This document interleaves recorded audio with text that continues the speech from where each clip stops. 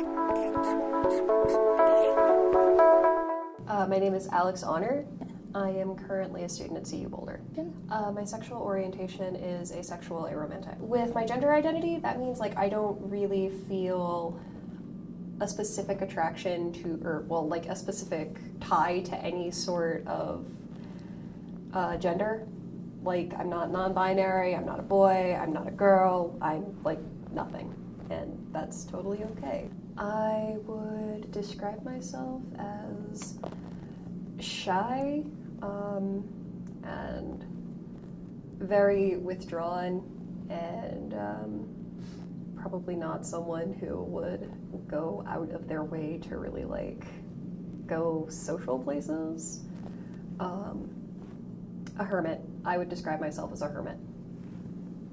I'm really confident in my ability to, do makeup, and I would probably say that I'm pretty creatively talented. I am not confident about my ability to speak to people like a normal person. But I guess if I were to critically think about it, I wouldn't be very happy about how I would see all of these people portrayed, because it is so stereotypical. I do think that the media has had an impact on my confidence, just in especially early 2000s television, which I totally watch way too much. Everyone is kind of the same, pretty much. Everyone is white, kind of tall, very, very, very pretty, but in a very standardized way of saying pretty and looking pretty. And they even all kind of have the same personalities. Every person in sitcoms is basically the same person with a quirk that defines the show. And it's kind of made me feel weird about having actual varied interests, and it makes me feel very scared to ever talk about my interests. And so I do think that how the media affected me was a process that I had to overcome. It definitely affected me more as a child, and it definitely affected me as a younger teen, but as I kind of move into my adult years, and I think a big part of this is I stopped watching a lot of TV. I have become a lot more confident in not using media as a standard of beauty and something that I should draw my self-worth from. I would be really happy to see a lot more representation of genders and sexualities in commercials and media in general. And honestly, I think we're not doing enough in the media to represent people of marginalized orientations and sexualities, but I do think it's a good step in the right direction.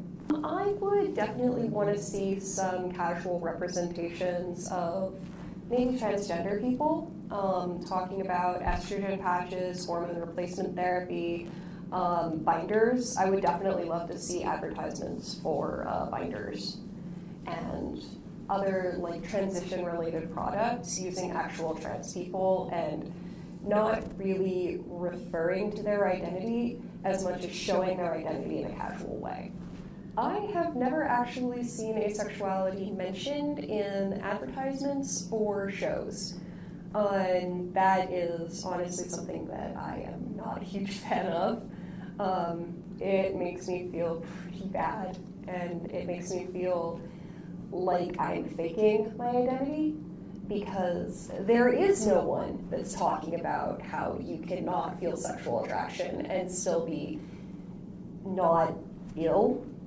There is no being asexual is normal in our conversations in media, schools, any place. In advertisements? I believe I would feel a lot more confident if I saw people who were more diverse being represented in media.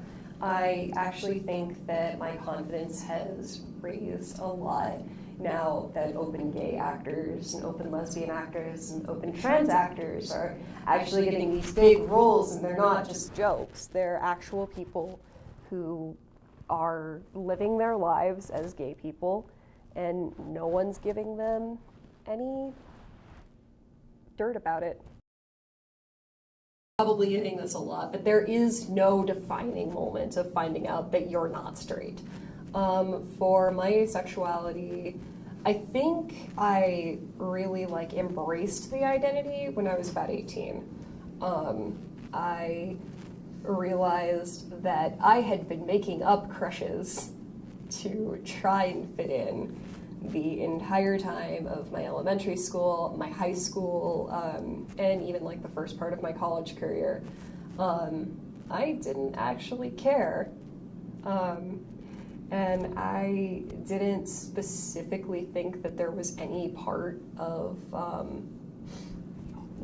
anyone that I found specifically attractive, and I just kind of rolled with it after that.